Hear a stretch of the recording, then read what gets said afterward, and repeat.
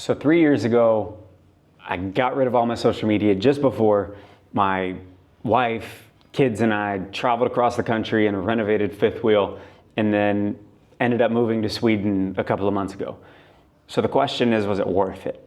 And I had started taking an audit of my life. What are the things that are helping me become the man that I want to become? And then what are the things that are hindering and keeping me from becoming the man I want to become? Because ultimately, I'm a habit nerd, freak, whatever you want to call it.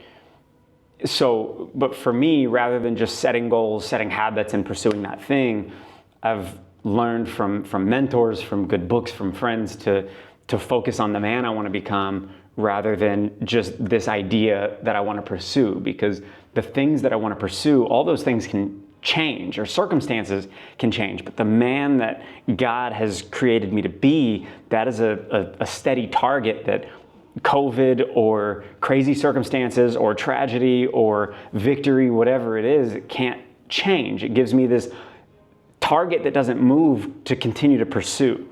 So I started to figure out the things in my life that were hindering me from becoming that man, that person. And for me, one of them was absolutely social media. It was Instagram. It was my Facebook. I didn't really use my Twitter, but I deleted it anyway. I still have my LinkedIn, but I don't think anybody has a problem scrolling on LinkedIn. If you do, you need to figure something out, because come on, it's LinkedIn. It's no fun.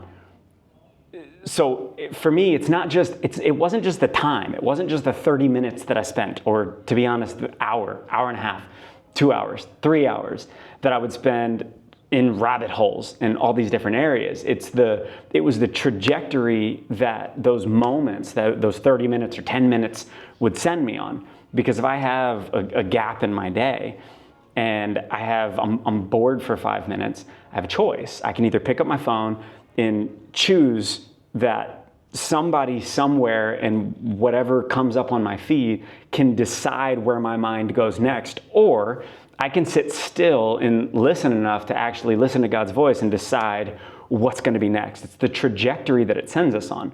And what we don't realize is over time and day after day, moment after moment, we never sit in our own boredom. We never sit and reflect and process, and we're losing that ability to sit and pray.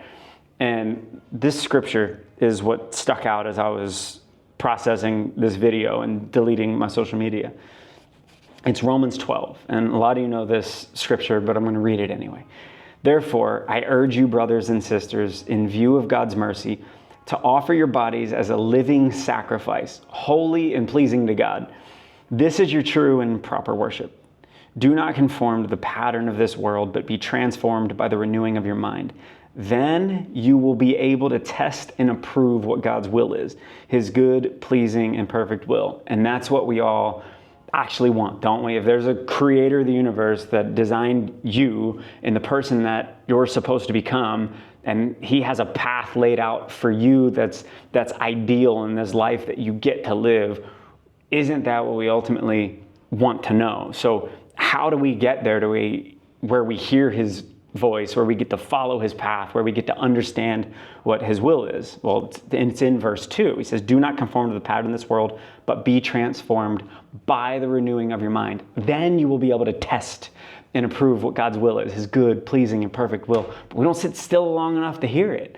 We don't know what it is. So for me, when we took this RV trip across the country, it wasn't just we did it on a whim. It was fought for, it was prayed over. And getting rid of my social media, for me, it allowed me to hear the voice of God in a new way, in a fresh way.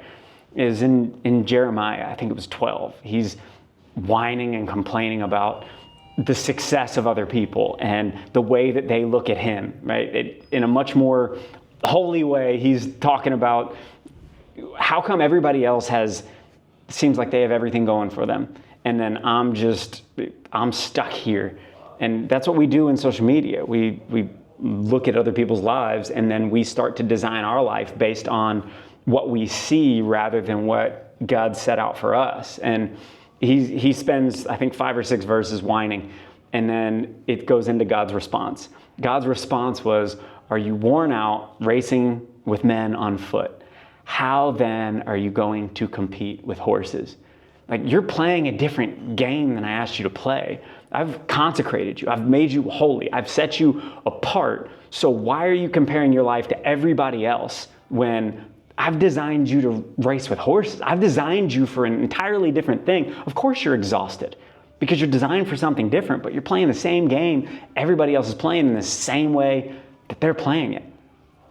So over the last 3 years, I've got to run multiple marathons when I wasn't a runner before. I've gotten to walk through tragedy in a way that I never thought I'd be able to walk through tragedy before. I've gotten to travel the country with my wife and kids. We've had our third kid and moved to Sweden. I've got to write books. I'm working on my third one now. I got to fill the time with things that were life-giving to me. And do I regret deleting all my social media?